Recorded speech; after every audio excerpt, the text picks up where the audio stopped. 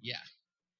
Every morning seems just the same old routine. Blowing trees, writing these bars, lying out the line, mining for a diamond, but a dime is what I find. Hiding from the truth by simply coasting through these hard times with green, even though I'm feeling blue. But I gotta face the facts, girl, you know that it's true. And maybe what I'm supposed to do is not to get so close to you. But these days the only things that seem great are fading away. And the only time I feel home is when I'm alone or far away.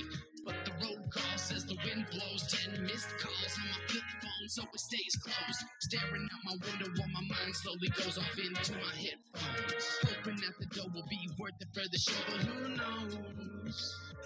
Yeah, let's go and roll it up. Blow it all away. No sense in growing up. We laugh like kids all day. And there's nothing you can say that will ever make us change. No, we're never gonna change. And day after day, it's just the same old thing. Working class life, and yes, it surely will bring a food to the table and a roof when it rains. But for the most part, you're just doing the same thing. Part of a machine with a ball and a chain. You try to be happy, yet all you feel is pain. It's a shame to use your brain and know that someone never changed. But if insanity's the game, then you can take my hand and play. Life has a rhythm that I ride to, and you can come along if you would like to. And I can show you what it's like to walk in my shoes, to learn how to love just like I do. Look me in the eye and you will find truth. I'm testifying to the lying in my mic booth. And you're hating on me cause I ain't like you. I ain't like you. Yeah, let's go and roll it up. Blow it all away. No sense in growing up. We laugh like kids all day. And there's nothing you can say that will ever make us change. No, we're never gonna change. Yo, my life is like a movie that nobody's producing. I write the music, but nobody is moving. Cause don't nobody care, and everyone's confused. And the characters change and never reaching a conclusion. And I don't know if I'm able to begin. Hey, is this thing on? This thing is on. Is this thing on? This thing is on. That must mean it is time. Hey, welcome everybody to Kicking It with Koz. This 8th day of March, 2020. And yay me, because that didn't take 3 freaking minutes to do. Yay you. Yay us. Oh my goodness. I am glad you got it. So, I've been home most of the day. Really? And I went outside. I barbecue a lot, so I had a burger. And I noticed, and this must have just happened overnight. Okay. There's buds on our trees. Oh, wow. Buds and like new leaves and stuff and things. And so it's coming. Yeah, my wife actually noticed that the flowers are starting to come up here too. Yep. Yeah, that means just one of these weekends I'm going to have to do the damn freaking, you clear out the flower bed and stuff like that. Uh-huh. It is that time of the year. That it is. Wow. Sometimes it doesn't register until you say something. It's like, you got them down there too. Wow, we're really getting there, aren't we? Yeah, and it's just the increased frequency of rain that we've had. And I think our last cold snap was probably, I don't know, when was the last time Spanky was complaining? 2 weeks ago? Yeah, something like that. I think it was about 2 weeks ago. But now I think we're out of the woods. We never get anything really brutal or anything. But I think we've turned that corner. So now we're going to be dealing with, our springtime storms. Well, exactly. With me, I'm actually going to be taking the tires off my wife's car, putting on, she uses the studded snow tires. We're actually going to put on regular tires here soon because it does not look like we're going to get snow. And I may actually uncover the RV here in another week or so. Yeah, my kids still have studded snow tires on their cars. It hasn't quite stopped yet. No, not up there. Not up in Montana. No. Well, plus they go skiing. My daughter hurt herself skiing the other week. Really? But she's got this. She's got like a Honda Civic. That is not a I live in the mountains freaking car. No, it is not. So she's got studded snow tires on there, and if she wants, if you want to go up into the elevations, then you need, there's still snow up there. There's still snow on the, down the valley, but still, if you want to go up in the elevations where the ski mountains are, yeah, you're going to need something more than just rubber. Yeah, you are. That is for sure. I mean, everybody sits there, and I think it's funny. On the west side of Washington State, they don't get snow. They really don't. And so on the east, they'll sit there and say, well, people, that's where the legislature is. That is where the capital is. And you get all these people who are sitting there going, well, you guys don't need you don't need studded snow tires. That screws up the roads, and that's you don't need it. It's like, come over here and say that.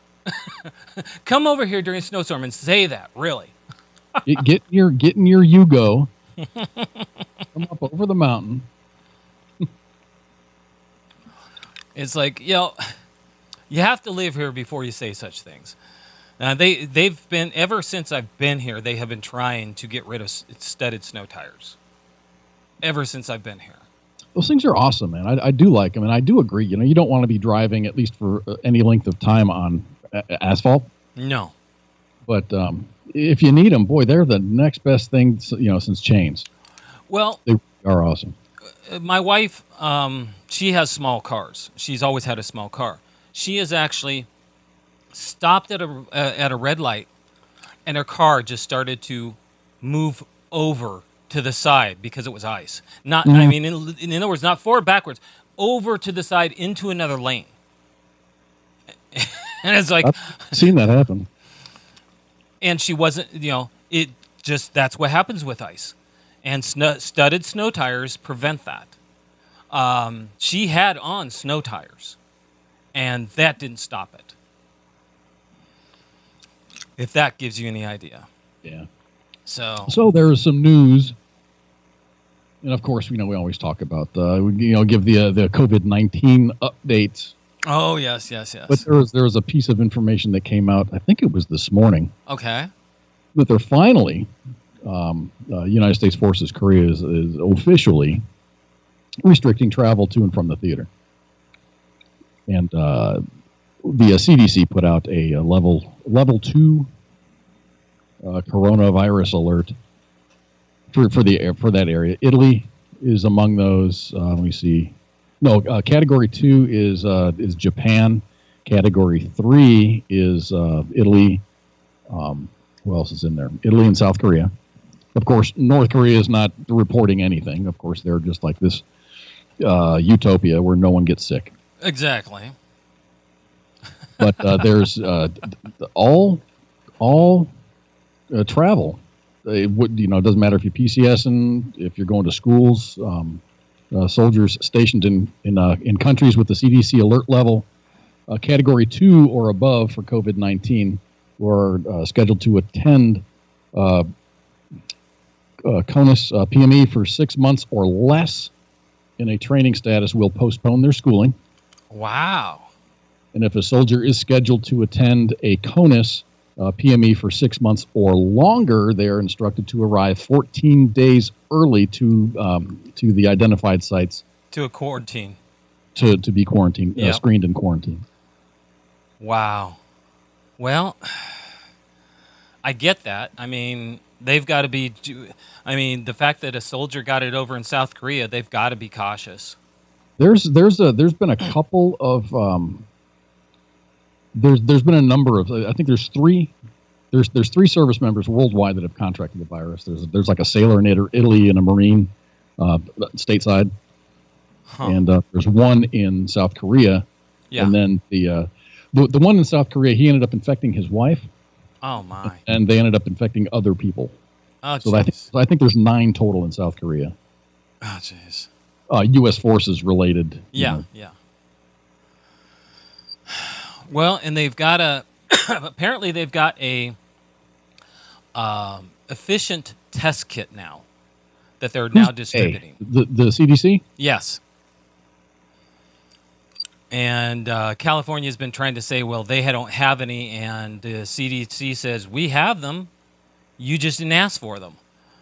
Oh, really? Yeah. Well, I've seen a lot of back and forth as far as, we have all of these cases. There's probably 500 or so in the United States right now, 506, 508, something like that. Okay. But they said that there's no one's being tested. Yeah.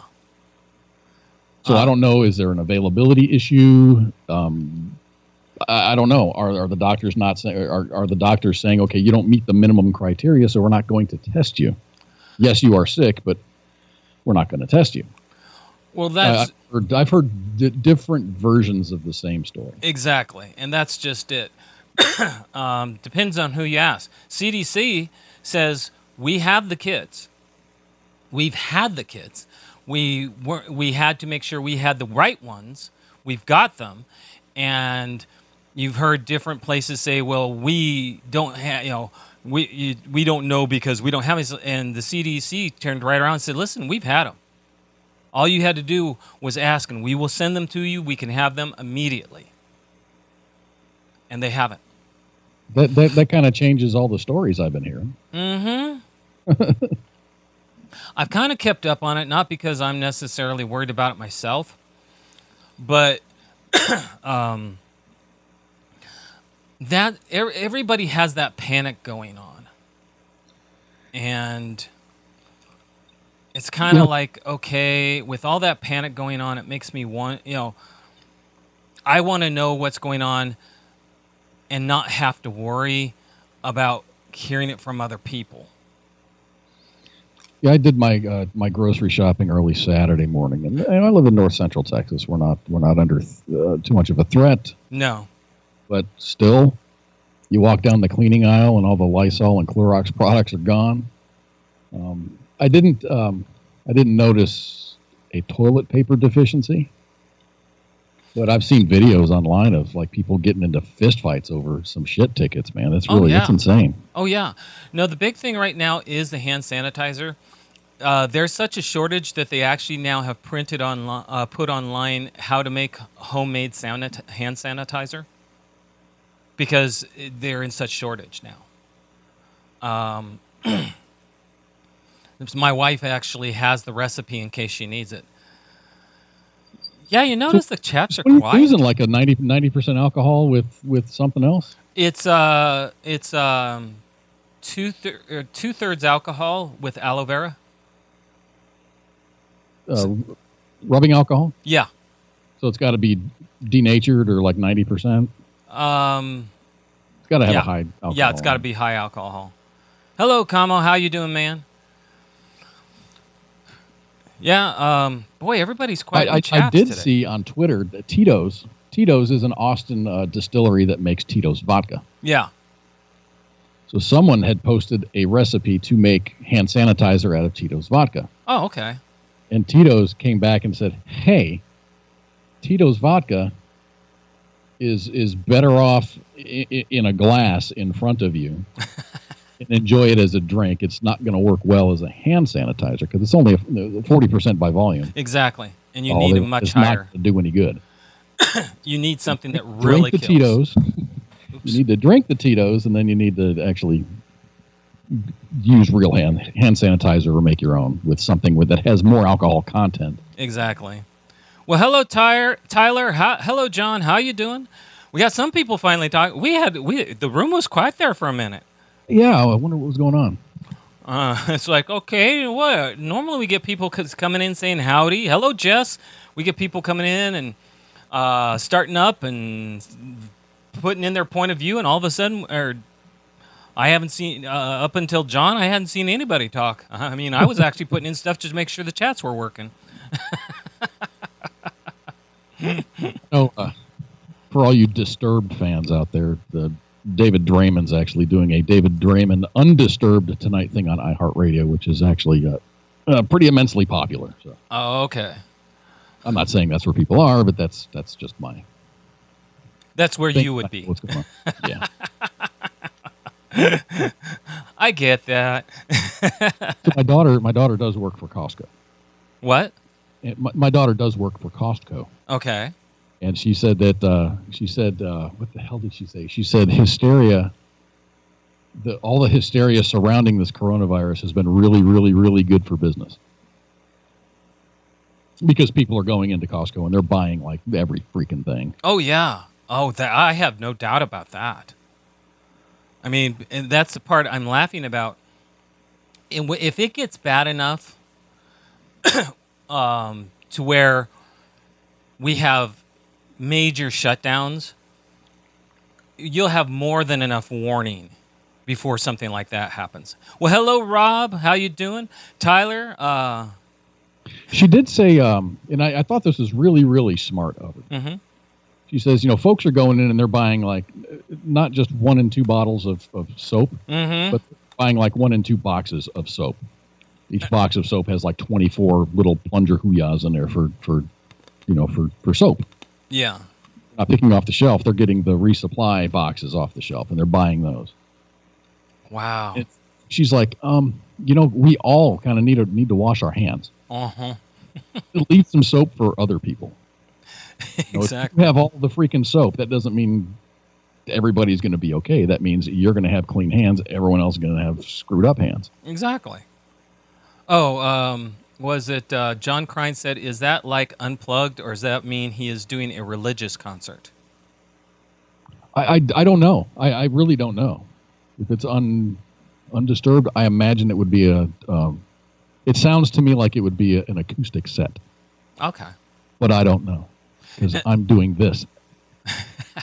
And hello, Holly. How are you doing? There she is. The great and beautiful Miss Holly is here. And hello, Chris. How are you doing? Everybody's starting to page their way in here slowly.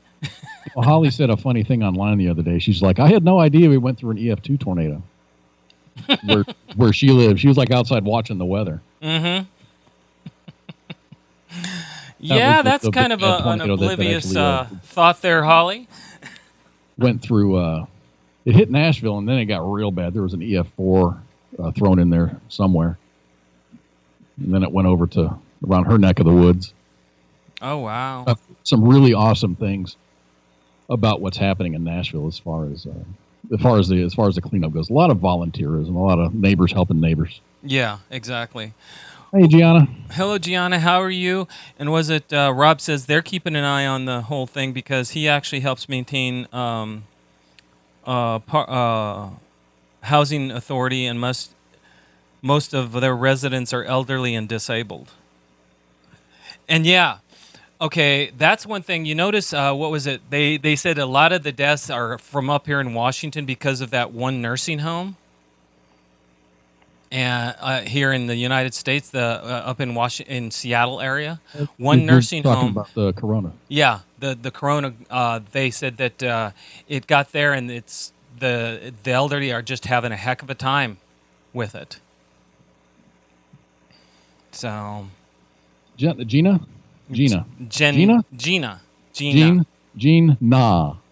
Okay.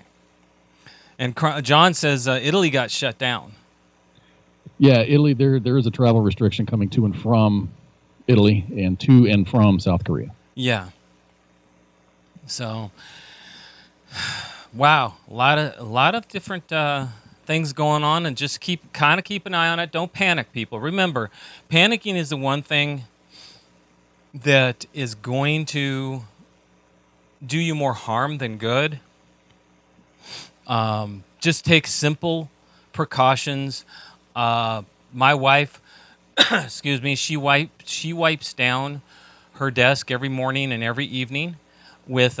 She works in a petri dish, though. Yeah, exactly. She has those Lysol wipes, and that's the best she can do, because after that, it's kind of like, well, the air's recycled, goes through all these filters that kind of breed it. So, what can you do, right?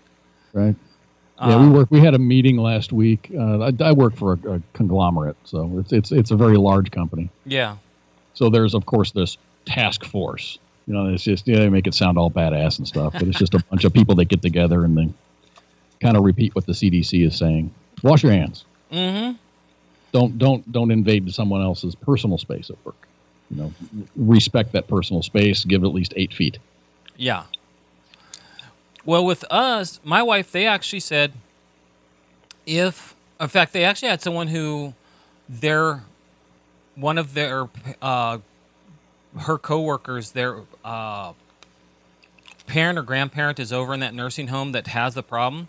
She's gone over there, and they said when she comes back, they're giving her a laptop, and she's supposed to spend 14 days at home. Yeah, if they told me, "Hey, dude, you and your crew are gonna, we're gonna shut down for a couple of weeks," I've got nothing to do. I can't do my job from home. Well, and that's just it. My wife, they even said they're right now checking to see how many laptops they have in case something were to come up. That they have to decide how many laptops they have and who has priority of those laptops. I guess because of me, my wife kind of has one of the priorities. She scared the heck out of them. She says, "Yeah, one of you guys say that you have the coronavirus, you won't see me. I will be gone. I'll put my husband in the RV. He'll sleep there. I'll sleep in the house, and we'll wait 14 days." Then even after that, you got to wait 14 days after the last person is determined to be well. Well, but in other words, she can't even be near me for 14 days. Right. For at least 14 days, but I'm saying she can't go back to work until the last person has gotten. And that's exactly right. And last person who has been sick has recovered.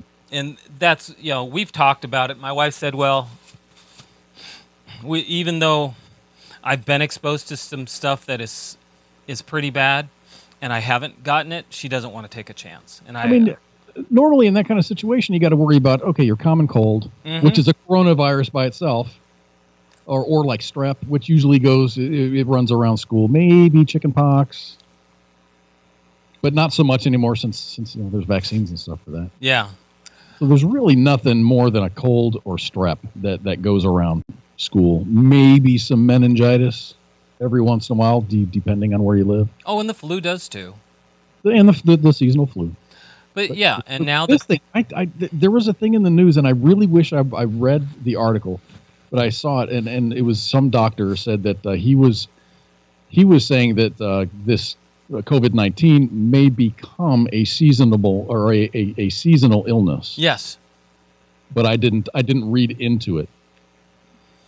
I just kind of read the first paragraph. I didn't read the entire article. No, that is true. They're saying that it will die down, but they said they're anticipating that it will come back during flu season. And they're hoping by flu season to have some form of vaccination. I don't think they'll have a legitimate vaccination for more than a year. Well, that's the problem. Is they're saying that what is it? They had hoped, but they said a true vaccination, one that is reliable, like. Don't say the flu vaccine. No, well, yeah, okay, it's reliable. They said that will take a year to a year and a half, and the only problem is, because the coronavirus keeps mutating, they don't know that it will be worth anything. All right, Zachary Purdue said, do you think COVID-19 is as bad as the media is making it out to be? Some news sources are calling it the next great epidemic. I don't see that happening at this point. Zachary, thank you for the question. Good question. Very good. No, I think this is really getting blown up. Yes. It is. I mean, it's nothing to just poo-poo and say, whatever. People are getting sick, so what? People are getting sick and dying, and that needs to be paid attention to. Yes. Now, there's a lot of argument out there. This is there's definitions between epidemic and pandemic. Pandemic has a very broad definition, saying that multiple illnesses globally. Yes. Now, the World Health Organization has not used that pandemic word. No. Probably for a good couple of reasons. The first reason I think is the word pandemic would cause some level of panic more than we're seeing right now. Yes. But I think what they're waiting for is there's this initial rush of people who are being infected, and I say infected with air quotes, with this COVID-19 virus. There's two versions of this COVID-19 virus. It mutated between one and another. So there's two versions of this. What they're trying to do is see how contagious it is between two people that have no connection to China or northern Italy or each other, or they don't have any friends that have been to China. They haven't been exposed at all to someone who has been to China or coming from China. Yeah. So there's a lot of check boxes at the World Health Organization. They've got a process. And they've got to go through that process before they actually use that word pandemic. I think it's something that needs to be paid attention to. I think it's really awesome that you need to wash your hands, and that's about it. I think I don't think it's as, to answer your question. No, I don't think it's as serious as what the media is playing it out to be. And I agree. And it's not because I'm going, I believe what President Trump says. No. When you listen and when you look at the numbers, and when you really, yes, China has China's screwed up. They have a very big problem, okay? I think a big thing, when this thing first kicked off, they didn't act quickly enough. Well, they tried to hide it. They tried to hide it, exactly. And that didn't work out very well, did it? Exactly. Be respectful. It's also mainly sticking to a certain demographic. I'm going to leave the demographic out. Being respectful of Owl and Koz. You don't need to. It's older people and children and people who have whose immune systems are compromised. I fit in two of those categories. I'm old, and I have a compromised immune system. It's smart to be aware. It's not smart to think that you can't get it. It's smart to at least be aware that you are in that group. It's good. It's a good thing to be aware, but it also sucks to be hyper aware. I'm sitting at work, and I work in a lab with probably 5 other guys. Yeah. One of them has every winter. I've known this guy for 20 years. Every winter, he develops this hacking cough. Yeah. But then now that this COVID-19, which is a respiratory illness, we call him COVID Clark now because that's all he does is he hacks and coughs all day. But he does all the time. He's never been to China. Well, I don't know that he's never been to China, but he hasn't been to China recently. Yeah. But he doesn't have it, but we give him a lot of shit. Well, so it's just like every time you see someone coughing or whatever, you just like. Well, exactly. My wife actually made a tag. Does he have the vid? My wife made a tag that she wants me to wear when I go to work out, because when I work out, I start coughing because I have athletic asthma, and I really start hacking. And she's like, people are going to worry. And I said, they already have. Get t-shirts made, I don't have the vid.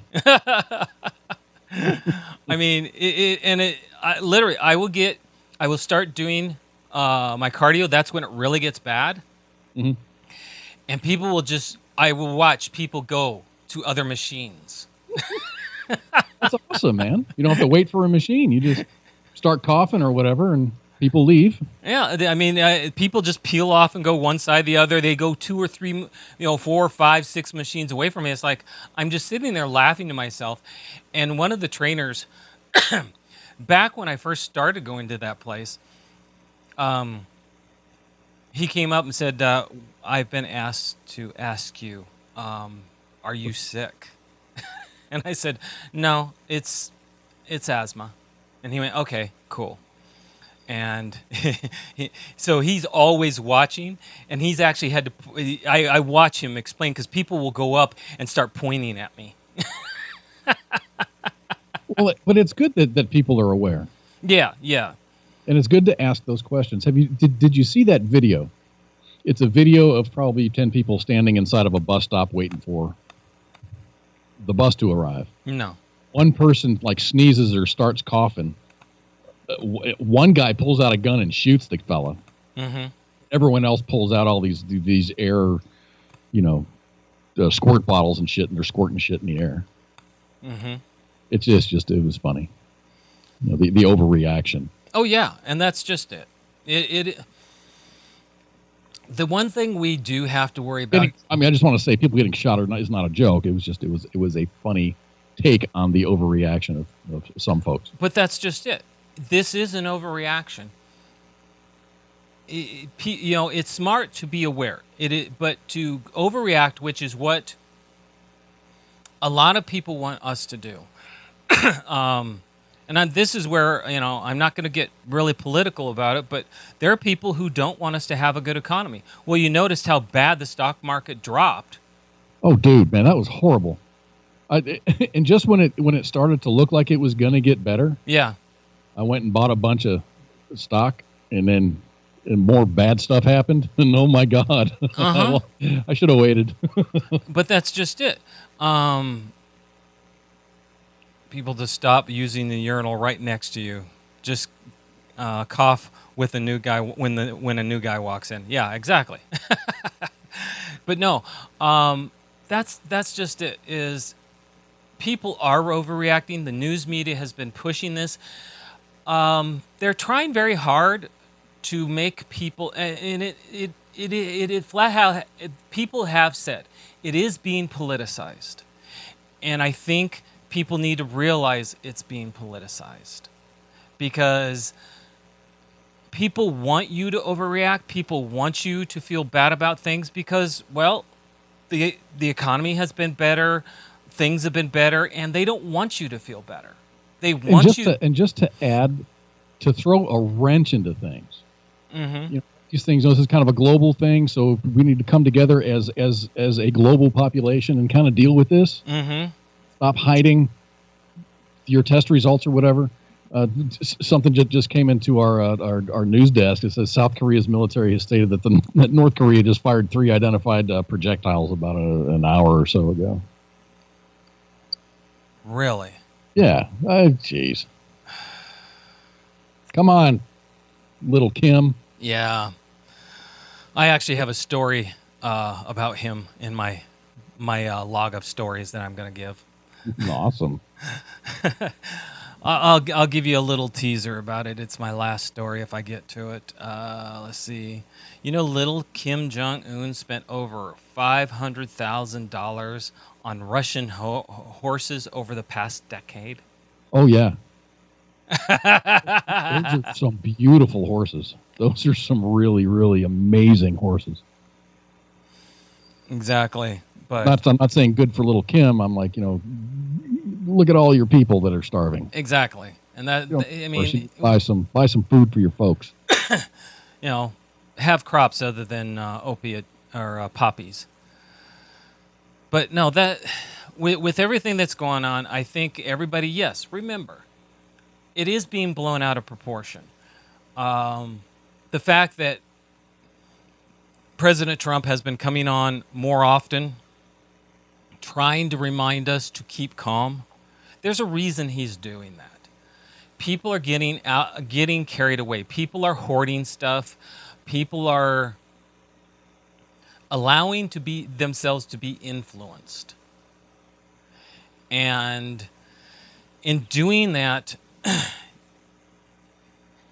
it's going to become easier to put everybody on edge, and it's just not going to help. The best thing you can do is just recognize,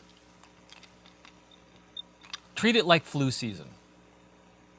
Best thing you can do, just treat it like flu season, and you'll be fine. And if you're sick, stay home from work. And if you get it, most people, air quotes, most people are not going to die from it. It's got like a 90, 98, 99% recovery rate. Exactly. The only people that need to be worried, like we've discussed, several times over the last 34 minutes, is, sick people who are already like immune compromised, and those over what do they say, 60? Mm-hmm. 50? Ted Cruz, he was at CPAC over this last week, and there was someone who was at CPAC. Yeah. That actually tested positive for COVID-19. So now Ted Cruz is actually self-quarantining. And see, it's just basic smart. Just use basic common sense. Was it Zach? I said, really hope the vast majority of American people can see through the way of media politicize things such as this. The bipartisanship can only go so far until it is no longer repairable. Exactly. They're saying some of the symptoms of having COVID-19 is like you might have a mild fever, you might have some respiratory issues, and then you might have this uncontrollable urge to travel globally. Yeah. No, the big thing is, see with me, I have to think about it only because they say most people who are not immune system compromised, they get it, and in less than a day it's gone. People like me who are immune system compromised or too old or too young, it moves into your lungs very quick. That's the problem with it. It's just crazy, man. It's got like a 2-week or so incubation period, and you can transmit it while you're asymptomatic. That's kind of the kicker, man. Because once you start presenting symptoms, that means you've been contagious for about 10 weeks or 10 days to 2 weeks. Exactly. And you need to kind of retrace your steps. Where have you been? Who have you come in close contact with? Exactly, and that's the problem that everybody's having.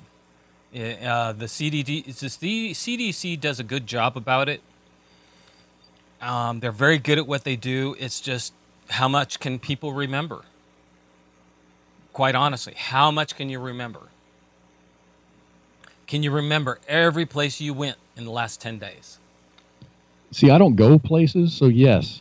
Yeah, and I really don't either. I can tell you exactly where I was. And I really don't go places either.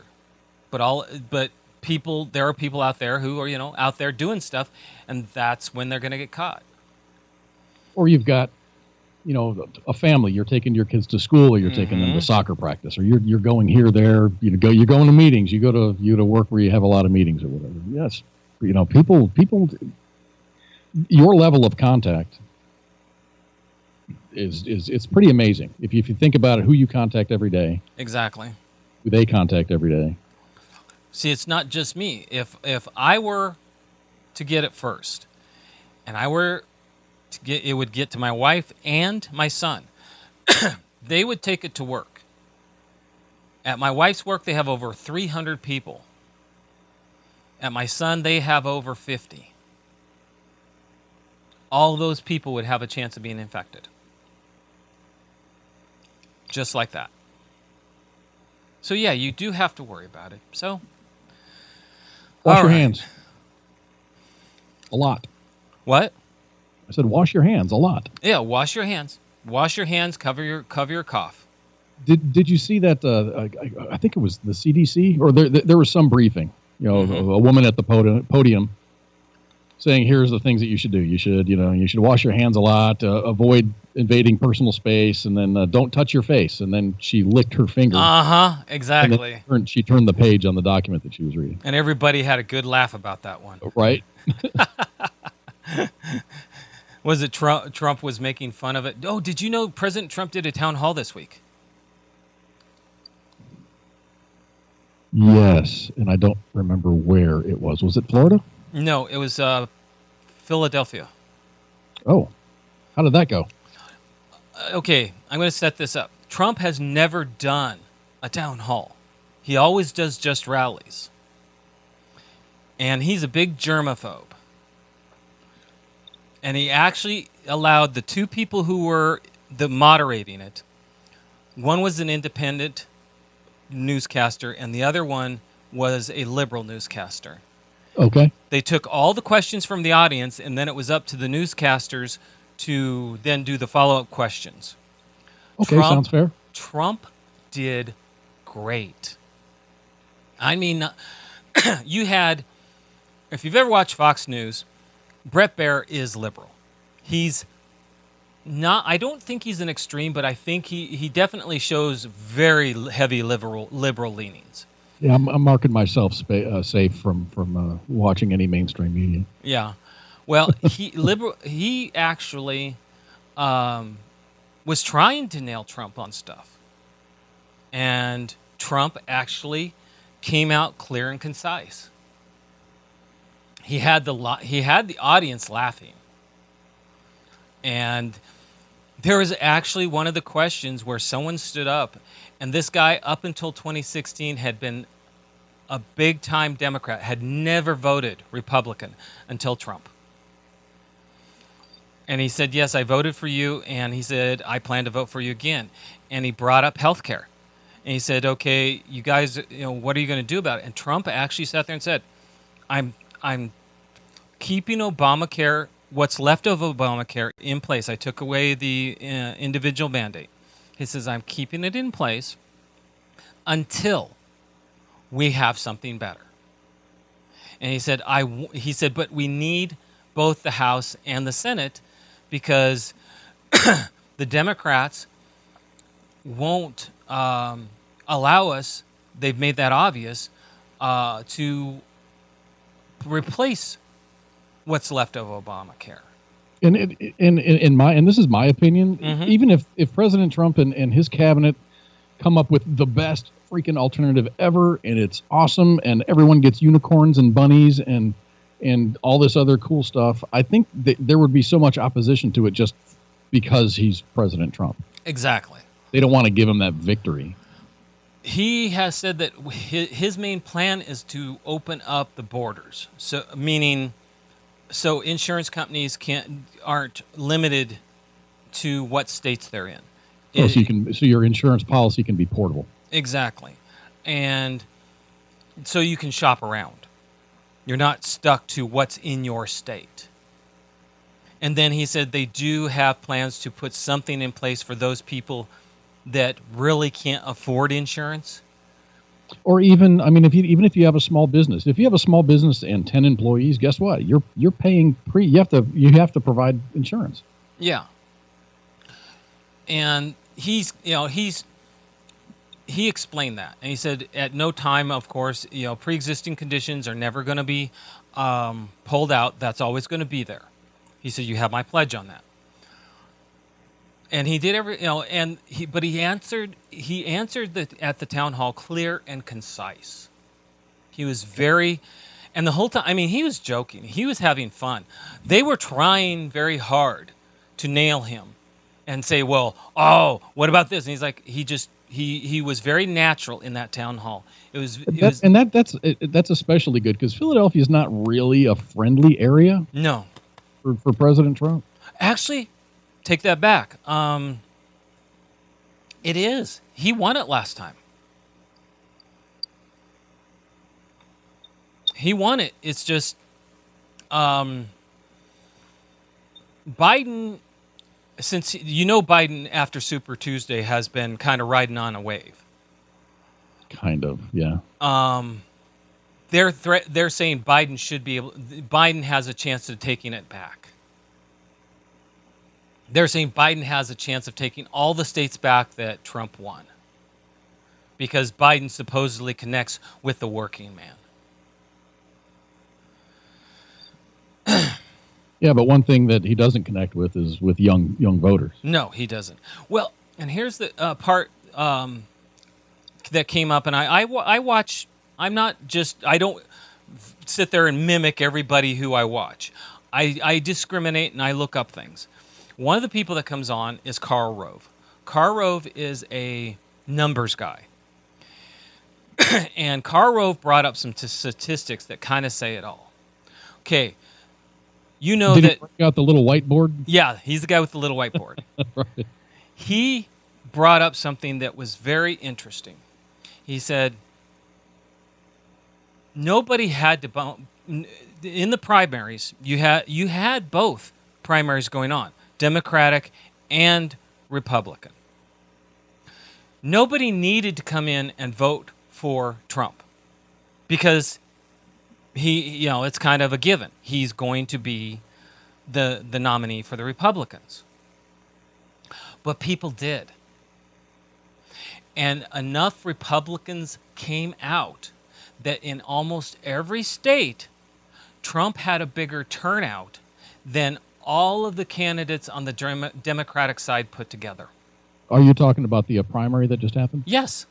Of the primaries that just happened, I think there's 16 states left that still have primaries yet to do. I think that's right. But of the primaries that have been done so far, Trump has won or has more numbers than all the candidates put together. Right. And he said that is something that nobody's reporting on. They're all sitting there talking about how, Biden's got a wave going. I guess now Bloomberg's out, and everybody just dropped out except for Sanders and Biden. No, you forgot about Tulsi Gabbard. That's right. Tulsi's still there. I think I know why. The DNC. There's a debate coming up in Phoenix. I think it's in Phoenix. It's in Arizona somewhere. I think it's Phoenix or Mesa. Yeah. Anyway, the DNC changed their criteria to be able to participate in that particular debate. Oh, really? And it was like Tulsi didn't qualify all of a sudden. Well, she hasn't been qualifying.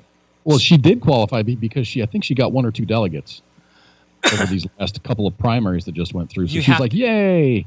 And the DNC says, no, you're not going to be on the debate stage. Yeah.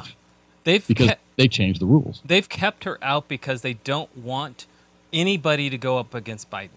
That's so crazy, man. I'm not saying that she's my candidate. I just think that she is, from the start, man, she's just been getting a really raw deal. I've listened to her. She is almost an independent in her views. She's not a real.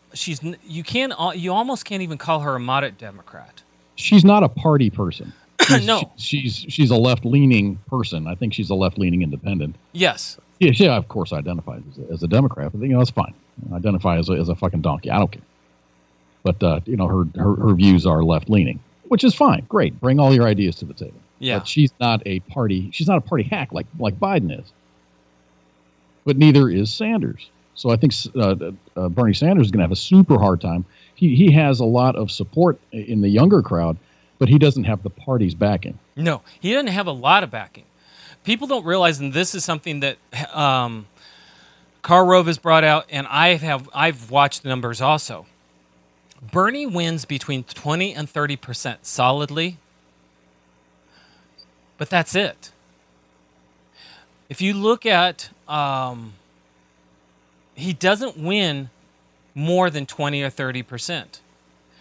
What they said is what's really gonna be the telltale. Now that everybody else is out, including Warren, these next primaries will be the telltale. If Bernie still only gets 20 and 30%, all he ever had was 20 and 30%. And that 20 and 30% was a big number when you had as many people running. But now that you don't have as many people running, I don't think he excites the electorate. He doesn't, he doesn't excite people. It's not like, wow, that guy's got great ideas. I'm going to vote for that fella. No. And neither does Biden. Biden forgets what he's running for and what administrations he served in and who was the president. When he was vice president. He's having some real mental issues. Well, yeah, it used to be called he was gaff Biden. But people are really starting to say, these aren't gaffes anymore. These are really bad mistakes. And it's no longer funny. And they're starting to question it. He has had rallies where he can't even get in 500 people. And I mean, there was sitting room everywhere. And he couldn't even get in 500 people. He's another Hillary. But you'll never see that. I mean, you won't see all of the empty seats. You'll see, a small crowd of people around his podium and people behind him and whatever, and waving flags and clapping and whatever. You're not going to see the empty auditorium. Exactly. And same goes for any politician. You got to fit everything into that frame, and that frame is what is happening in that entire building. Mm-hmm. And that's the difference. Is with Trump, they pull back. They show the whole crowd, and it's packed. It's usually packed. They have people standing outside, as much as 10, 20, and 30,000 people standing outside. They have monitors outside so people can watch it. When President Trump does a rally or whatever, man, there's tailgating going on. Exactly. But but with the Democratic side, Bernie does bring in people. He will bring in. They say he can bring in as much as 11,000 people into a stadium. That's not bad. It's better than Biden. But Bernie's angry. That's his thing. That's his shtick. He's angry. He can sugarcoat everything. The whole thing all he wants. He's a communist. He's not a socialist. If it were up to him, it'd be communism. I don't care. People can sit there and say, he's a democratic socialist. There is no such thing, people. Turd with sprinkles on it. Uh-huh. There was an article that I read that he was interviewed by, or he was talking with a prisoner in one of Castro's jails. Mm-hmm. He told this prisoner, he said, and this is a quote, "I really don't see what's wrong with Cuba." Oh, he has said all sorts of stuff that the news media has tried to cover up in the past, and they're starting to bring out. It's going to be. I think that this beats any reality show that's on television. I don't care if you watch The Bachelor or The Fantasy Island or whatever.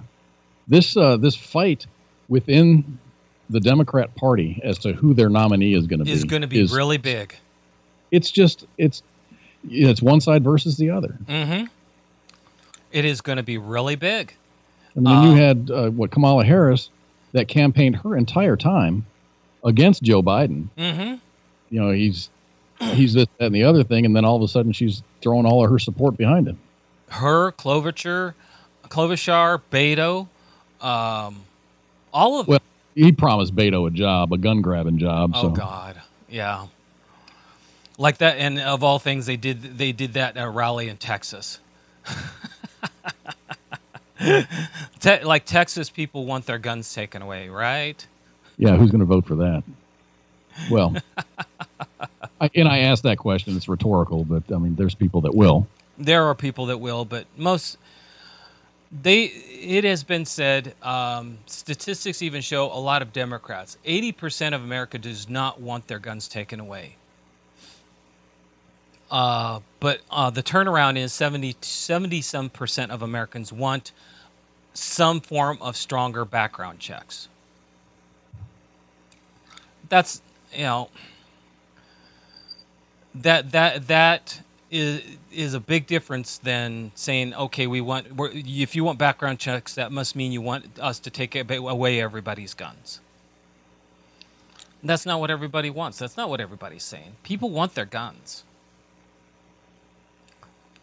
Oh, John Crime says, rumor mill has it that Nikki Haley will run in 2024.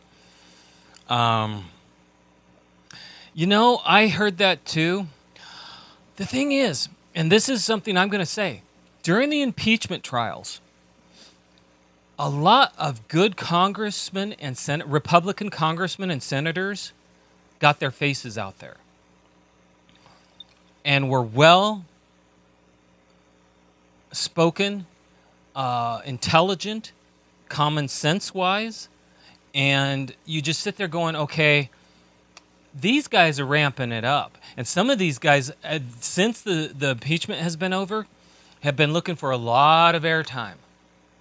Nikki Haley is, I mean, she's young, she's beautiful, she's done a lot. She really has done a lot. She just didn't show up and that. I mean, she did exactly what she promised, which she promised to carry through with Trump's orders, not try to do things on her own like a lot of people would have tried to do. She actually stuck with it. And for that, you have to give it to her. She's well spoken. She really knows her stuff.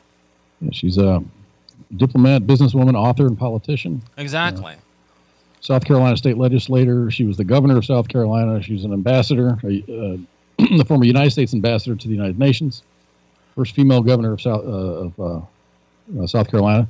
She's a Sikh. So she's not Christian. She's not Jewish or whatever. She's a Sikh. Yeah. So it makes it interesting. I think the Republicans are going to have a very big lineup after Trump. You know who I'd like to see? Trey Gowdy. I don't know. I do like Trey Gowdy a lot. I don't know if Trey Gowdy would want. No, I don't. I don't think he'd want it, but I'd love to see him do it. Or at least like Attorney General. Yeah. Or something like that. The dude's brilliant. Or he's better, fun to listen to. Or better yet, can you see him on the Supreme Court? I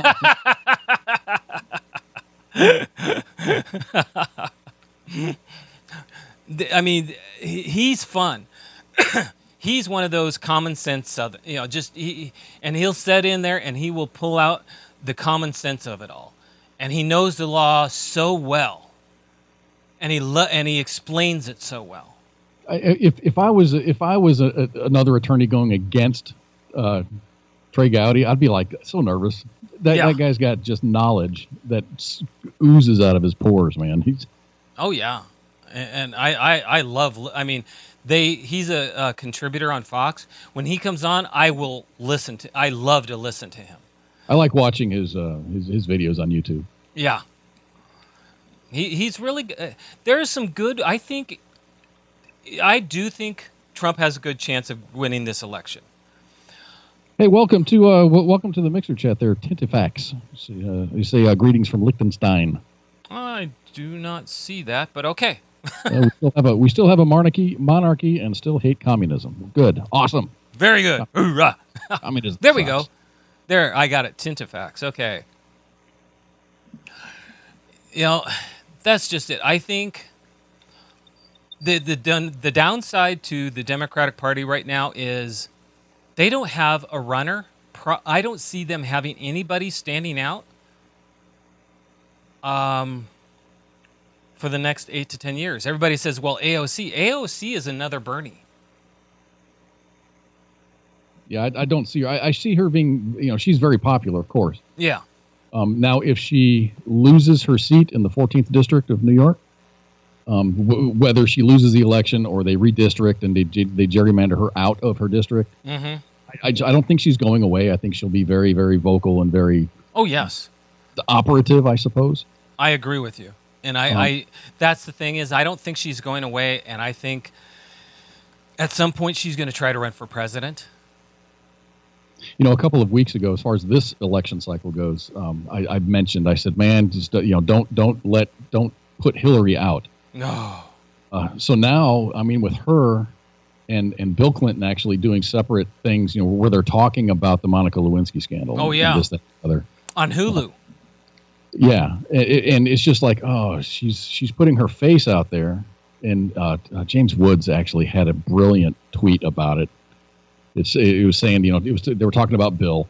Yeah. They resurrected Bill from the basement. He was allowed to go outside again, and he did this thing on Hulu, and he said that Hillary had injected 1.5 gallons or a gallon of Botox, so she looks good. Mm-hmm. And it's just like, man, he thinks that she's going to be Biden's running mate, and then about a month after Biden, if Biden gets elected, he's going to resign the post, and then she's going to be president. The thing is, I wouldn't put it past several people, right, to run for. There are so many wannabes in this crowd, and if Biden runs and gets it, he owes so many favors. You're talking he said he will bring in Michelle Obama. Truthfully, the only way that he's really going to have a real chance against Trump is to pull in Bernie, to get Bernie's crowd. Otherwise, the Bernie crowd is going to go away pissed. Or he's going to need somebody to energize the younger people. Exactly. And if Bernie is off, if Biden gets the nomination, he's going to need the young vote. He's going to need to convince. And nobody in the Democratic Party did that except for Bernie. It's going to be a fight between President Trump and Biden if Sanders doesn't get it. They got to fight for those young votes. Well, statistically speaking, those younger folks they're not motivated to go out and vote. No, they're disenfranchised right now. Bernie's kind of lit a fire under their ass. Yes. They're very upbeat and they're very motivated. Free stuff, of course. For Bernie Sanders. Yeah. So they would vote for Bernie Sanders. Now, if Biden gets the nod, there's a lot of Bernie supporters out there that are saying they're going to do everything to get Trump into office. Exactly. It's been back and forth. It really has been. It's dizzying. Yes. Things are going. And we are at the top of the hour. Wow. Well, for the next hour of the show, you've got like fun stories. Yes. The next hour, we are gonna have fun stories, and we're gonna get off politics and just have some fun. There you go. So why don't we let Mr. Koz go and walk the dog, have some dinner, and get some bed so he can get up nice and early for work. Super early. And this damn daylight savings time. I wish it would just end. Get rid of it or make it permanent or whatever. Let's keep a schedule. I agree. Every year is just, you got 24 hours in a day. Mm-hmm. Well, you go and have a nice walk with your dog and have some good dinner. And I'm going to go ahead and cut us to break. It's been a pleasure. Thank you for being here this last hour with me. And we'll see you next week. We got Monday edition tomorrow, and we got a good coming schedule up on Tuesday. We got a good schedule coming. Outstanding. So, everybody, I'm going to take 10 minutes, and I will be back. Koz is going to go do his thing, and we will be back. Shots.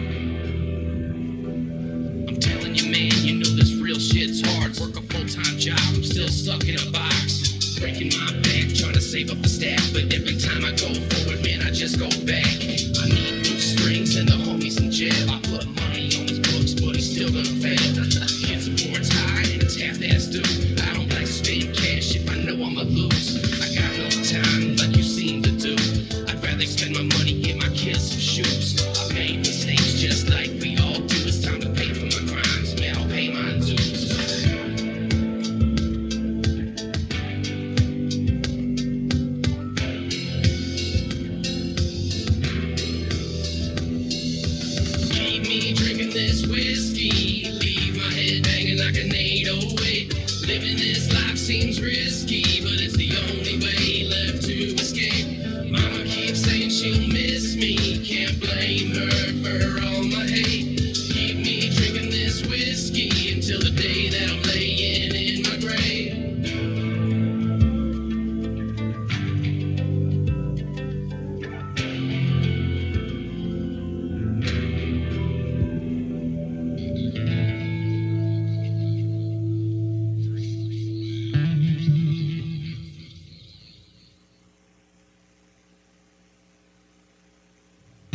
WTF Nation Radio.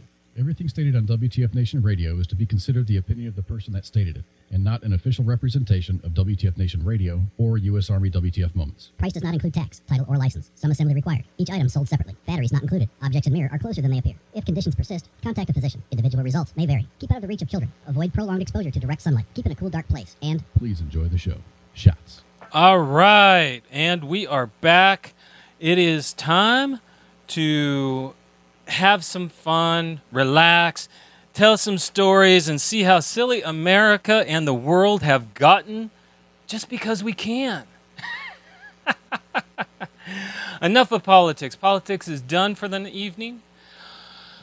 Enough about the coronavirus. People, we got enough going on. Let's have some fun. So tonight we're going to talk about, I don't know, anything from Kim Jong-un purchasing $500,000 worth of Russian horses to silly laws in Virginia and anything and everything in between. All right. Tell you what, let's start off. There we go. I think we'll start off with our first story. Centuries-old law against cursing in public revealed by Virginia legislators. In Virginia, letting an F-bomb fly in public could get you slapped with a misdemeanor and up to $250 fine. Profane swearing has been illegal in the Commonwealth since 1792, when the fine was 83 cents. Just what beepin' words are banned? Well, the state code doesn't say, but on Wednesday, legislators said to hell with an anti-swearing law. The Virginia Senate voted to repeal it just weeks after the House did the same. It now waits Governor Ralph Northam's signature. Northam's spokesman says to NPR the bill, when it gets to the desk, adding or review the Senate the governor will review the bill when it gets to the desk of the governor, and it's past time we swore off the antiquated policies of the past. If he signs the bill, Virginians will legally be able to curse to their heart's content starting July 1st. Though the current law doesn't seem to be stopping many people from doing just that, statewide enforcement numbers are hard to pin down. But according to the Washington Post, Arlington County in Northern Virginia only charged 3 people with cursing over 2 years. I can't imagine. Can you imagine if such a law existed in the military? You can't curse. Oh man, we would lose our paychecks. I just can't imagine. My wife swore at me. I want her to be fined.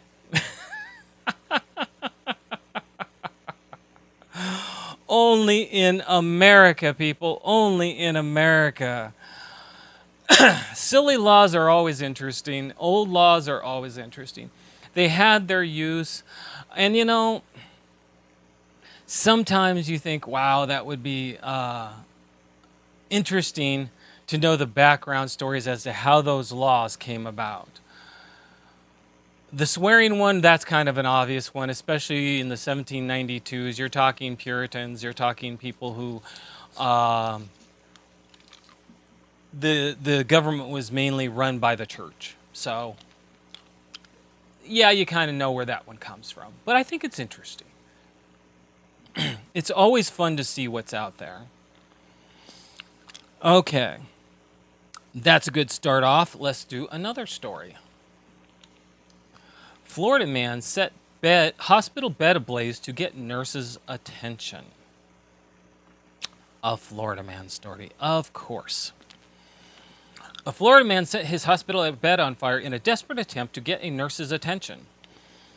John King, 75, admitted to police he used a silver and red Bic lighter to ignite a plastic bag in a shared room at a hospital in New Smyrna Beach, where he felt staffers were ignoring his requests to bring him his clothes. King's hospital roommate told officials a Advent Health that he spotted King set a small object on fire, but had convinced him to extinguish the flame. King then reignited the blaze, prompting his roommate to use an emergency button to call for help, the station reports. A nurse at the hospital used a fire extinguisher to put out the flames while King tried to use an elevator to escape. Staffers managed to stop him until firefighters arrived. King later handed over the lighter he used to start the blaze to investigators, according to a police report. The $4,000 bed was destroyed during the fire, and King will be responsible for replacing it. King was charged with second-degree felony arson, damage to a structure, had been admitted to the new Smyrna Beach Hospital for respiratory failure, according to charging affidavit. Interesting. The mother blanker in here lit his bed on fire, King's 84-year-old roommate said, shouted to the nurse, according to the affidavit, "I can't breathe. There's smoke in the room."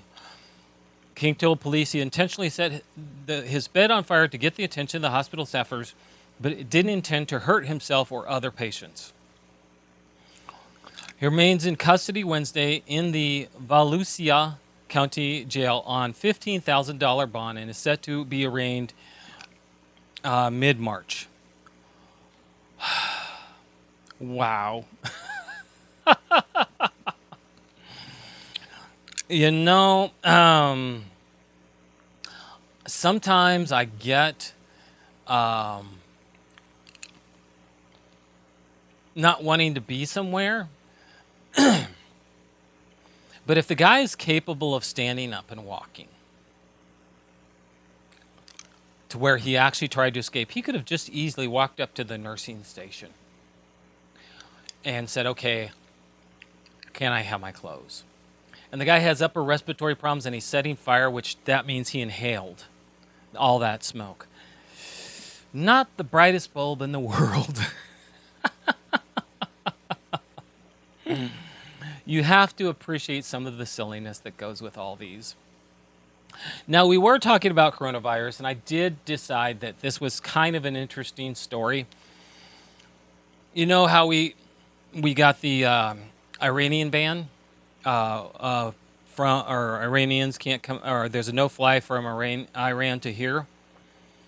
Well, I finally figured out why. Because who would think, Iran, big deal, we don't know. Well, Iranians licking religious shrines in defiance of coronavirus spread. Did you know this? They actually licked the shrines. No wonder we have a ban. Okay? Shocking footage has emerged of Iranians tempting fate by licking the doors and burial mount at the Setima Sahumia shrine in Qom, the epicenter of the Islamic Republic's COVID-19 outbreak. Now I get it, okay? I couldn't figure out why in the world Trump would want a ban from Iran. Now I do. Journalists shared video of the disturbing practices, noting that officials have refused to shut down the religious shrines. While the death toll in the country stands at 66, with more than 1,500 infected, those pro-regime people are licking the shrines and encouraging people to visit them. Iranian authorities are endangering lives of Iranians and the world. Pilgrims routinely kiss and lick religious shrines, including in Qom, which is considered a place for healing. Now, I did not know this, okay? This is why I found this article so interesting. Despite restrictions on who is allowed in and out of Qom, the 7th largest city in Iran, it has not been locked down during the medical crisis. The smell of disinfectants has become my nightmare. The city smells like a cemetery, a morgue. Meanwhile, it was reported Monday that a close advisor to Iran's Supreme Leader Ayatollah Ali Khamenei, died of the illness. Wow, okay. 2 key officials also have been confirmed to be infected, including Masumi Ebetekar, a vice president better known as Sister Mary, who served as spokeswoman of the students who seized the U.S. Embassy in Tehran in 1979. Whoa! Okay, so now this makes sense to me now. Because I don't know about you, but when one of the first places that went on the list other than China was Iran, I'm sitting there going, why Iran? Why would they close people coming from Iran? I just don't get it. It's not like we get a lot in the first place. But for the coronavirus? Why? And then, reading this article, people licking shrines, kissing shrines. Okay, now I get it. Now I get it. Unless people sit there and wipe off the area that they're going to lick or kiss beforehand, and they line up and everybody stands away and goes one by one to do this stuff, they're around each other, 1, infecting each other, 2, licking on this stuff. And they said, this is the interesting part, the coronavirus can stay active for 9 days on any surface. So one person who has the coronavirus licks a shrine for 9 days. Anybody that licks that shrine or kisses that shrine afterwards has just been exposed to it. Makes sense now. I get it. Wow. And you thought all I do is tell silly stories. I just threw you an info bomb. That's a terrible word. I just gave you some good information. Now, to give you an idea of the panic out there on the coronavirus. This is silly news, people. Man locks wife in bathroom over fear she might have coronavirus. A Lithuanian man worried about catching the coronavirus threw domestic bliss out the window by locking his wife in the bathroom for fear she might have the deadly illness, according to a report. The germophobic hubby took the extreme measure after finding out that his wife had met a Chinese woman who had traveled to hard-hit Italy. I love it. Okay. He claimed to have forced her into quarantine in their Vilnius apartment only after consulting on the phone with doctors on how to keep COVID-19 at bay. His wife managed to call cops from the bathroom and ask for help. As a precaution, she was tested for the virus and found to be clean and has declined to press charges against her husband. So far, there is only one confirmed case of the coronavirus in Lithuania. In Italy, though, 79 deaths have been reported and more than 2,500 people have been affected, according to reports. Jeez.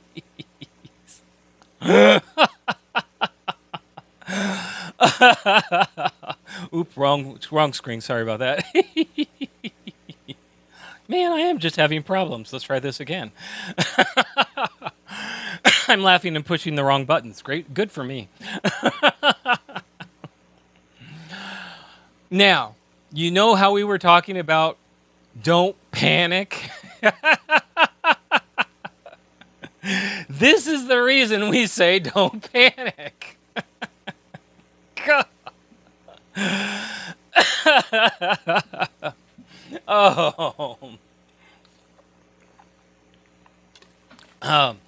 That is what happens when you allow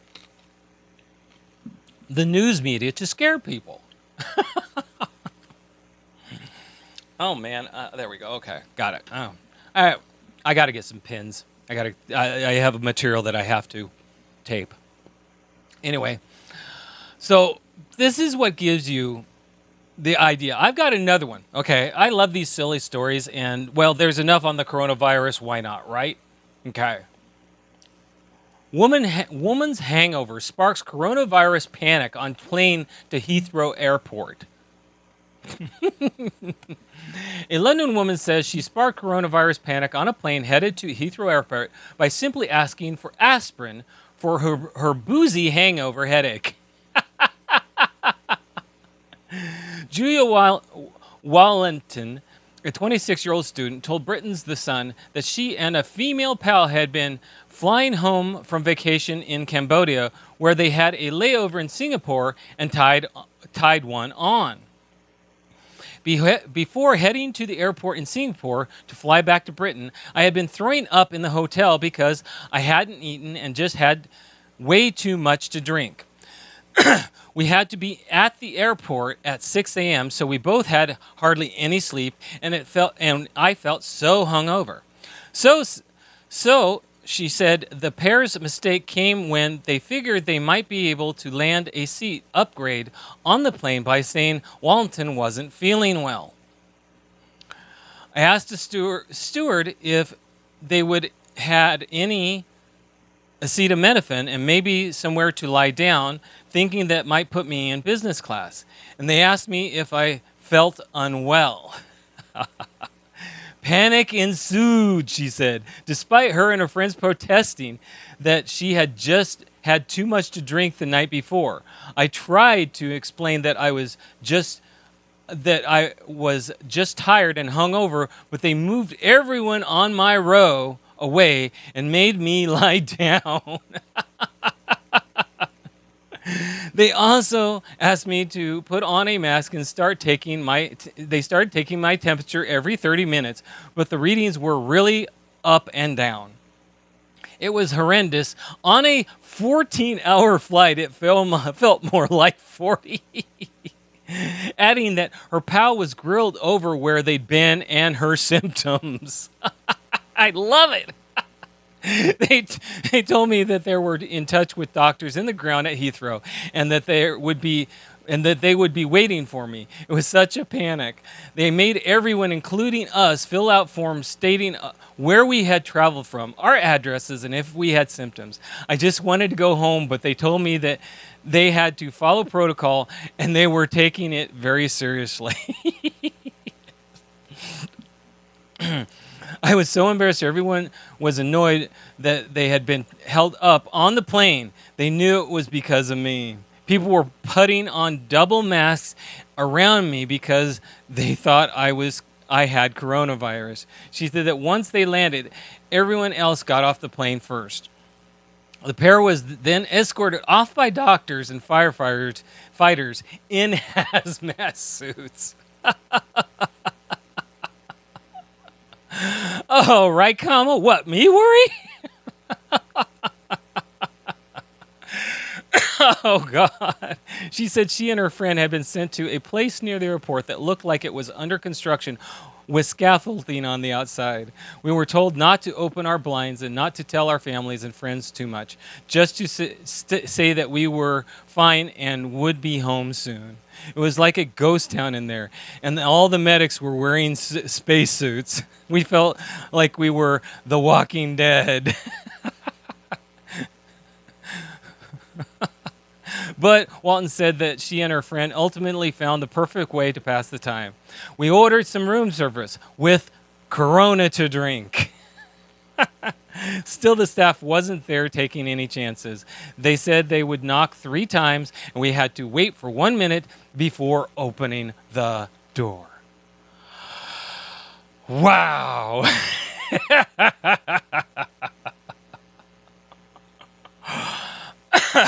Now you wonder why I said, don't panic.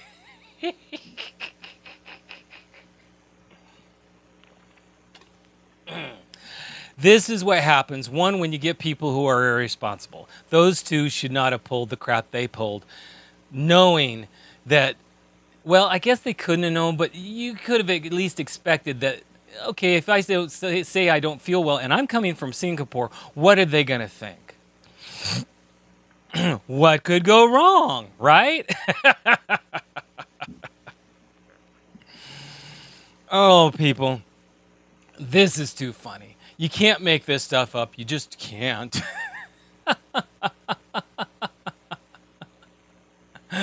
Oh. So what you now know what to do or not to do on a plane if you want an upgrade. Or if you're homeless, hey, I don't have a place to go, so I'll just say this and they'll have to keep me for 14 days. Okay, then. All right. Now, this is a story that's really weird. Want to find a crappy way to solve the problem of long bathroom breaks? No joke, people. Put strain on a person's leg, of course. A British company has come up with a way to reduce the time spent doing number twos. Standard toilet incorporates a 13-degree downward slant on the seat. The hope of the slope is to mimic squat thrusts, thus straining a pooping person's legs and forcing them to do the dirty deeds in less than 5 minutes. But why? According to Standards Toilets website, the commode offers a unique opportunity to improve employee health and well-being with business efficiency through reductions in social media usage. There you go. In other words, employees are spending way too much time using their breaks, costing companies a whopping $6.8 billion annually. Don't worry, these slanted loos are still in the concept phase. You know, I can understand this. I can. How many people go to the bathroom with their phone or whatever and are on social media just sitting there ticking away?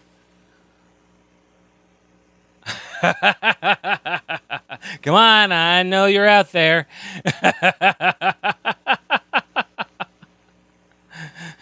Yeah, como boss, right? That is how you end up with a poopy floor.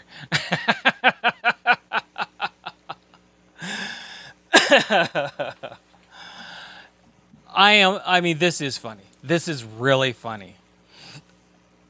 I mean, wow. This is...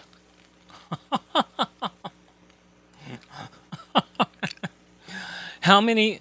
I mean, it is genius. It is kind of ingenious if you think about it, okay?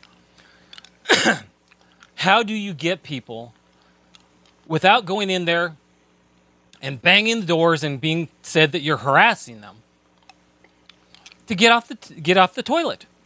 And you know employees do this. They'll go in there and they're not even necessarily going to the bathroom, or they're already done. And they're just sitting there typing away.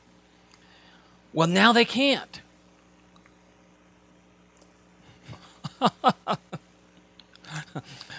Como boss, a little bit of KY on the seat will work wonders.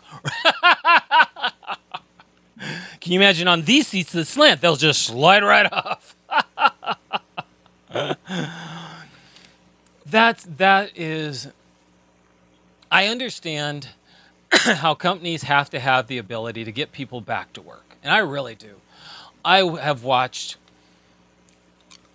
even when I was in the military, come on, how many... We didn't have social media, but people would take their time. They'd take the newspaper with them. That type of stuff, okay? This is actually kind of smart, although they shouldn't be telling people about it, quite honestly.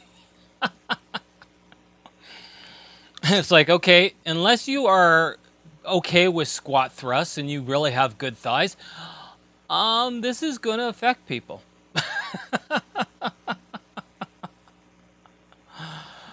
Oh, wow.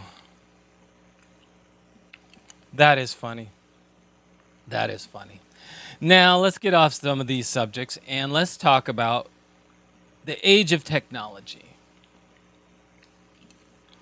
A man embeds Tesla key in his own hand. Talk about technology at your fingertips, literally. Ben Workman of Springville, Utah, has embedded cybernetic implants under the skin in his hand that allows him to unlock his Tesla car by waving it. According to Newsweek, the man has 4 chips in his hands that allow him to perform different tasks, such as unlocking his car, log on to his computer, and share his contact info if needed. Workman told Fox, while those 4 chips are implanted in his right hand, he also has a magnetic field in his left hand that doesn't serve any real purpose besides magic tricks and fun stuff. The man said experimentation and curiosity led to the implanting of the chips. Workman said a family member did the chip embedding after a doctor, a veterinarian, and even a piercing studio refused to do the operation. Workman claims he's looking forward to installing chip technologies that will allow him to pay for purchases with his hands. Okay. I go back to the reference that nothing lasts forever. Chips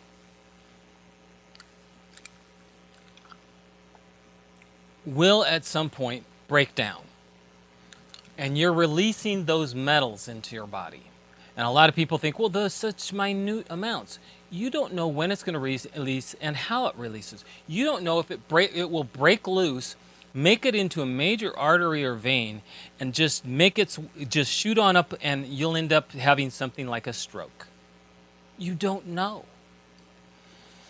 On top of it,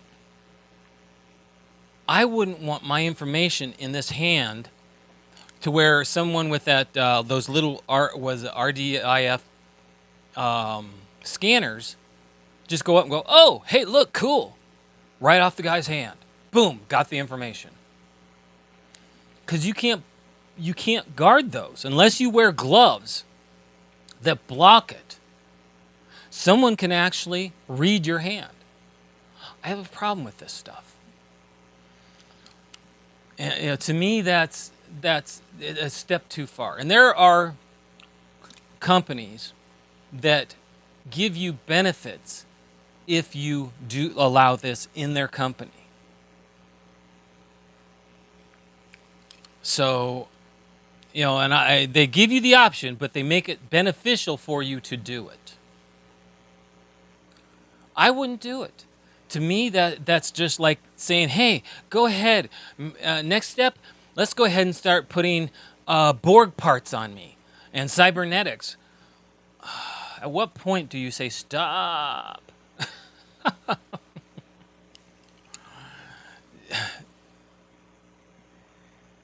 Gina, no. You do not get chipped when you join the military. The military is probably the last place you'll ever see such a thing happen, because in battle, parts get blown off. You can't rely on putting a chip in a hand because your hand may get blown off. You can't rely on that type of stuff. And 2, that would be forcing something that is against the Constitution, and because the feds are considered, the military is considered federal, until something were to go against and say that implants are constitutional, it just ain't going to happen. But it's a good question. It really is. No. I can't see doing that, and I can't understand someone who would do it just for fun. And of all things, he didn't even have a doctor do it. And people don't understand. Okay, you can lodge it in your hand. What did you tie that chip down with. Otherwise, it's going to float. It's going to float. It is going to float. I don't care what you say. You have to suture it somehow. And at some point, sutures do dissolve. So again, I have a hard time with the whole chip thing. I really do. Another big issue why the military would not do it is because the frequency can be tracked by the enemy. Thank you very much, John. Good call. Kamo says, put the chip near your spine. If that gets blown off, your worries are likely over. You're right, but I go with John. Chips have frequencies. Frequencies can be tracked. And no matter how much you can sit there and say, well, we keep these frequencies top secret. All it takes is the enemy capturing someone and then sitting there and playing with the tools until they figure out the frequency. And at that point, you're done. Then you can actually tag a smart bomb to that frequency, and guess what happens? Boom. Or tag an IED set up with some monitoring, and the minute someone goes by who has that frequency, bam. No, it would not be good. Good. Thank you, John. That right there, I'm with you 100%. And they can't hide those frequencies no matter how much you try. All it takes is capturing a dead body. That's all it would take. They can pull that sucker out, examine it, and boom.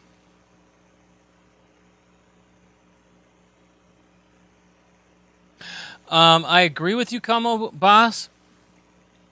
But at the same time, all it takes is someone figuring out how to get something tuned to it, and we're dead. But 5 feet is enough, Kamo.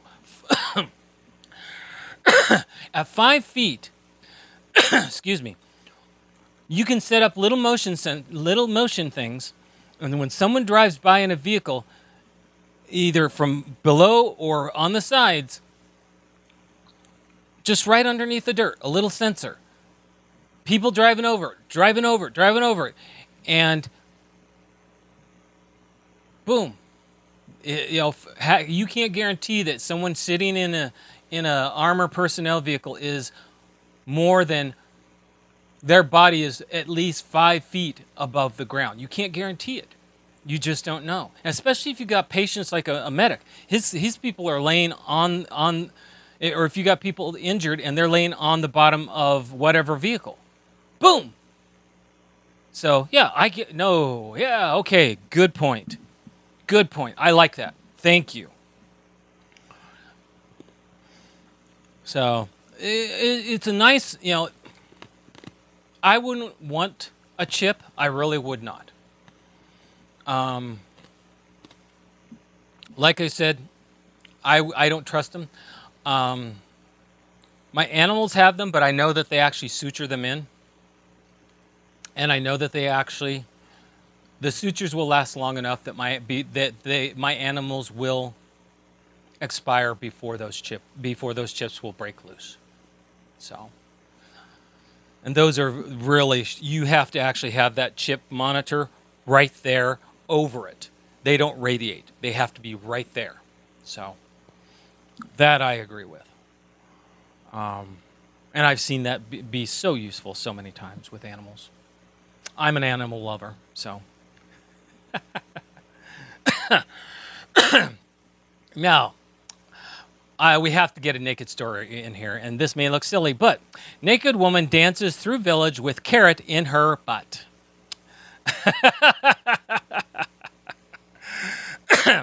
One way to get attention in quaint British town is to dance naked through it with a carrot lodged in your butt.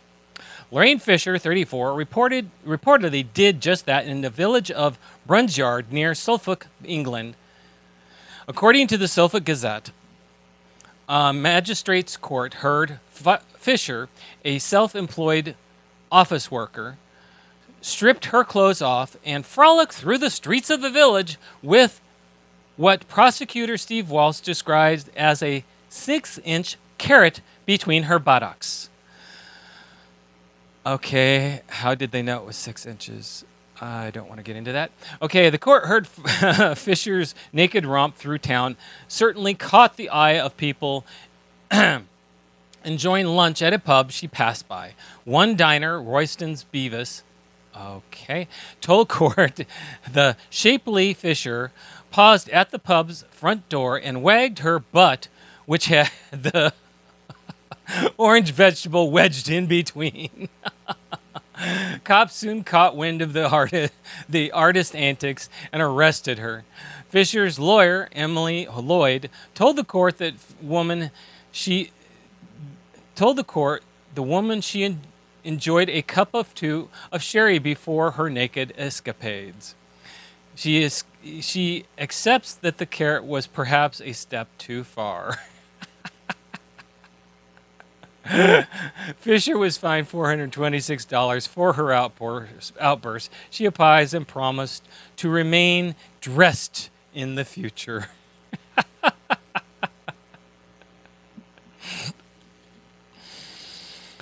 Alrighty then.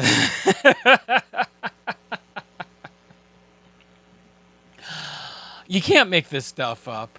You just can't. And I'm sorry, but how did he know it was 6 inches? Did he get in? Did he pull it out and measure it? I mean, come on. Gotta know. How do they know these things?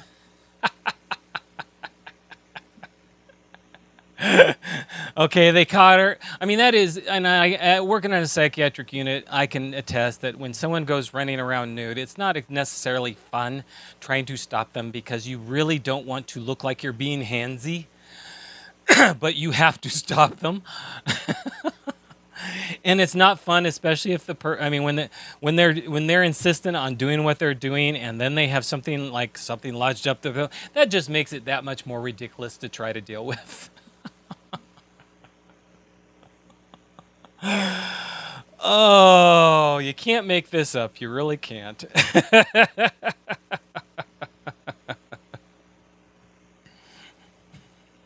Okay, Kamo, he says 6 inches total or just sticking out. That would be the question. I have many questions for this.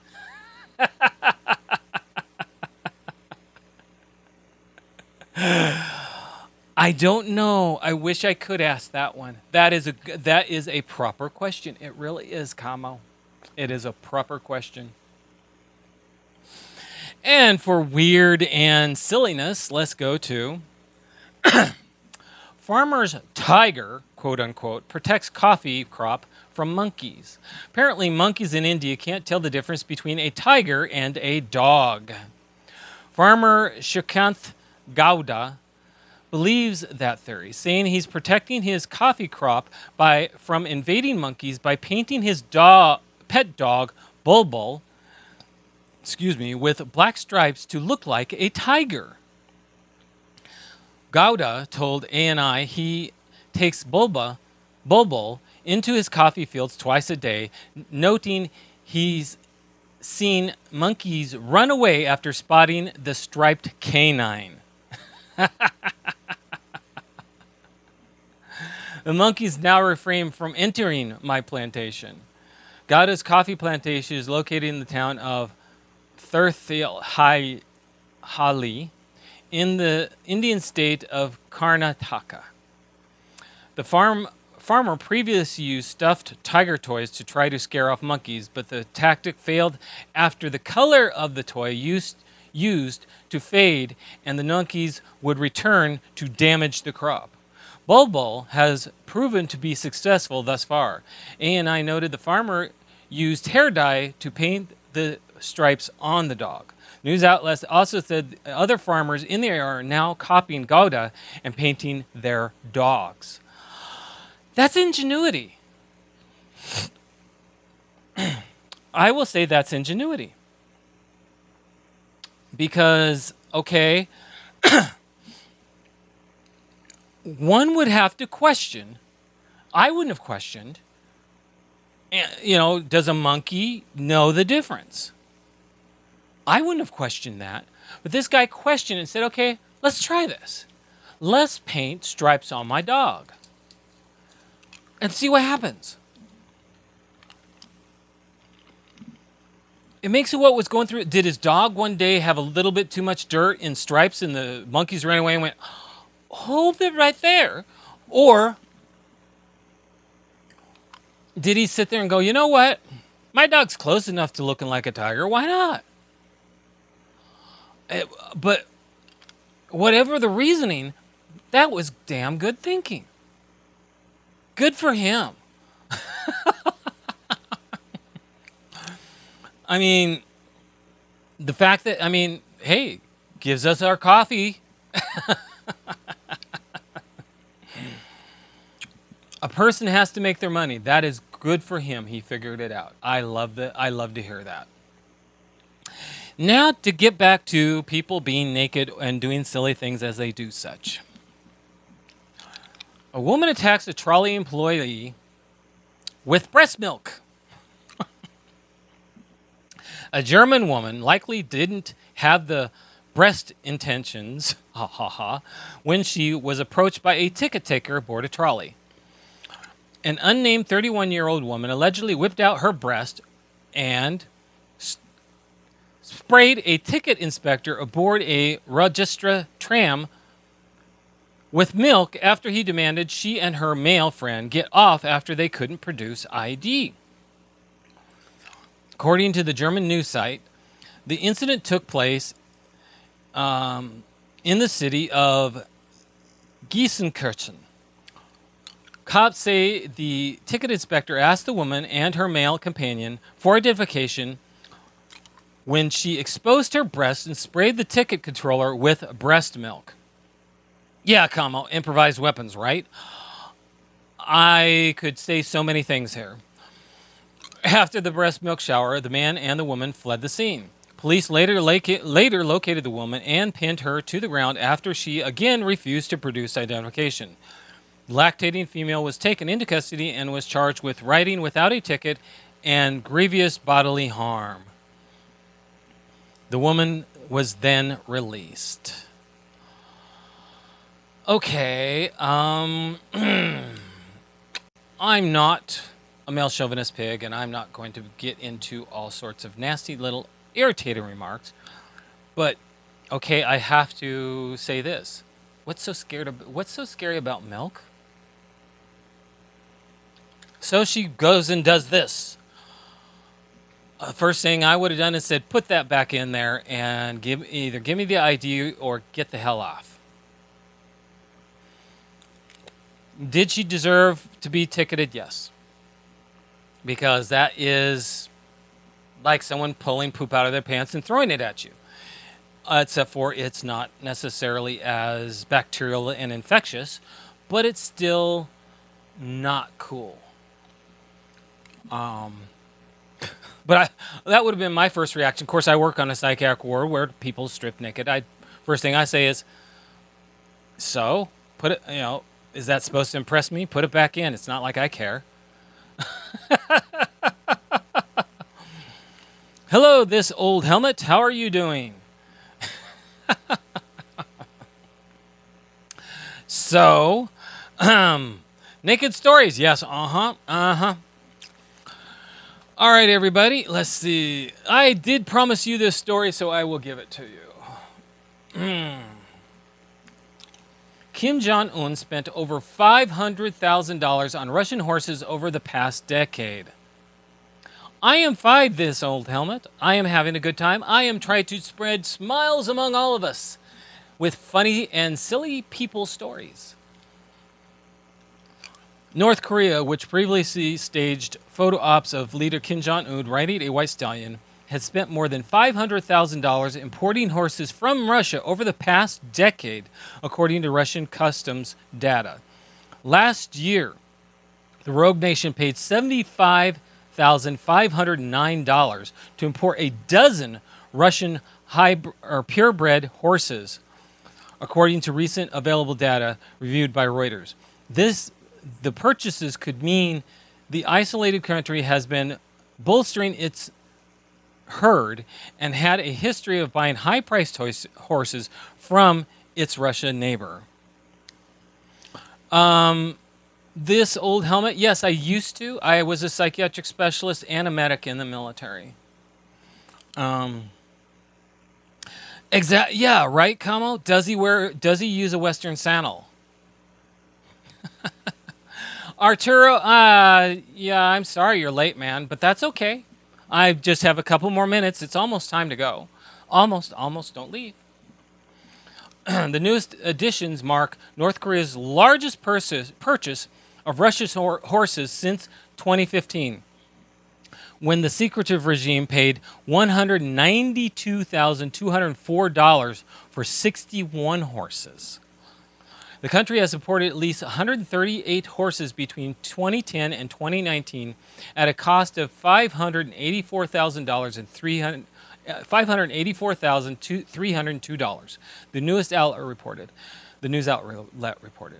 The purchases came as Pyongyang has continued to push for sanctions relief over its nuclear and missile programs.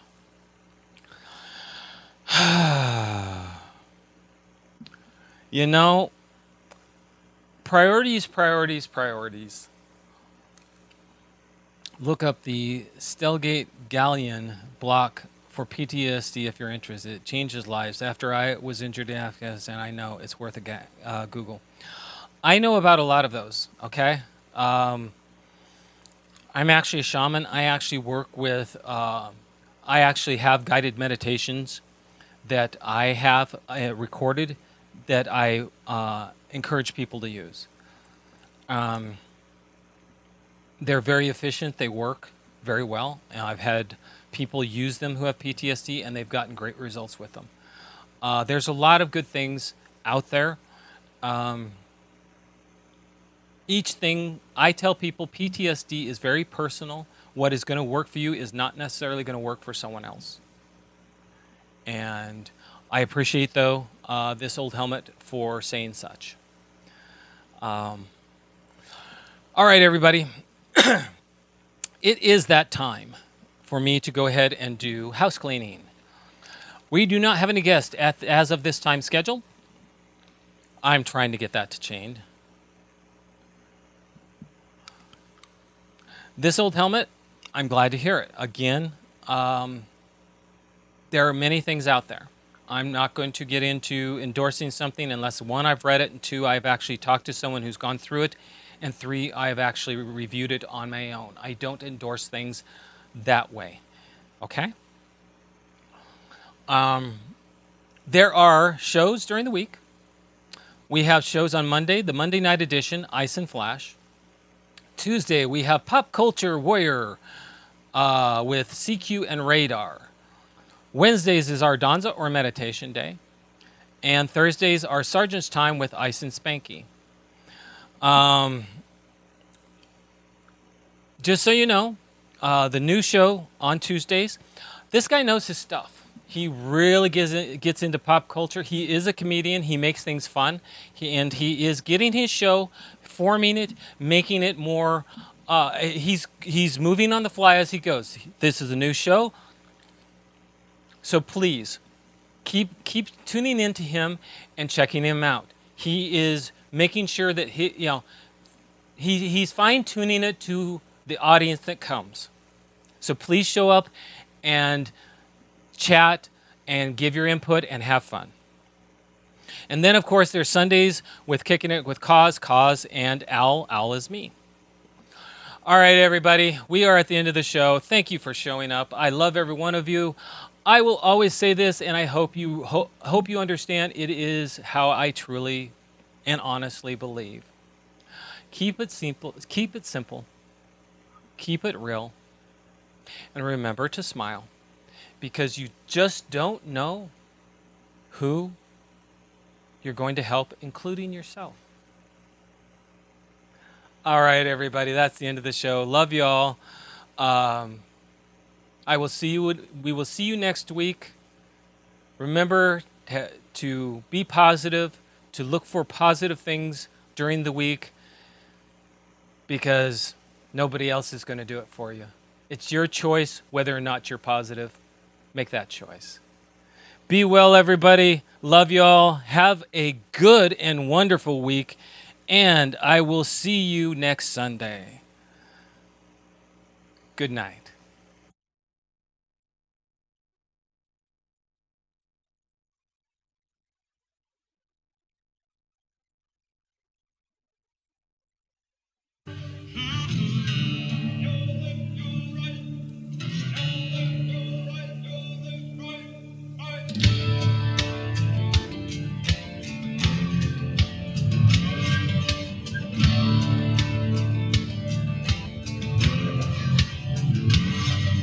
Spent my life in the mountains of East Tennessee. Days on the farm, it just comes naturally. Daylight to dark is not for the typical man. Just a backwoods country boy, proud of who I am. Proud of who I am. Proud of who I am.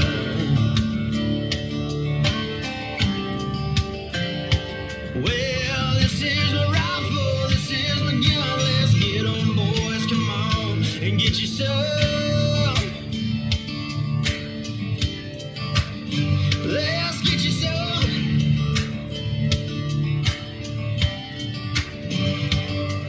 And I'll fire all my rounds downrange till the enemy hits the sand. Yes, sir, I knew exactly what I was doing when I swore to Uncle Sam. If you don't like the way I'm living, just remember that it's for you. I'm a redneck camel wearing son of a gun for the red, white, and blue. Red, white, and blue.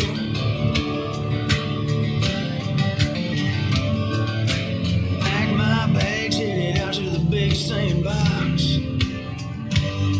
Just some good old boys and me, some medicine night. Well, the price of freedom, son, it don't come free. I guess that's why the good Lord chose me. This here's my rifle, this here's my gun. Let's get 'em, boys, come on and get you some. Let's get you some.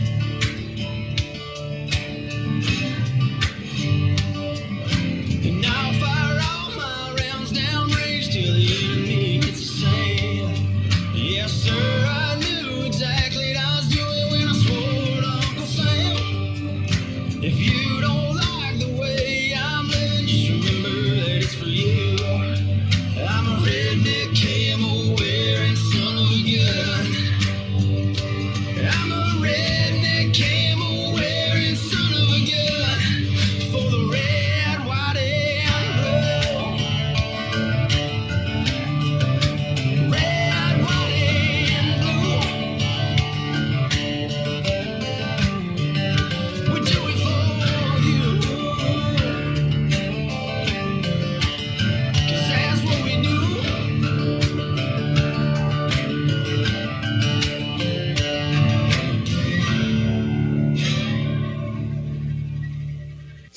WTF Nation Radio.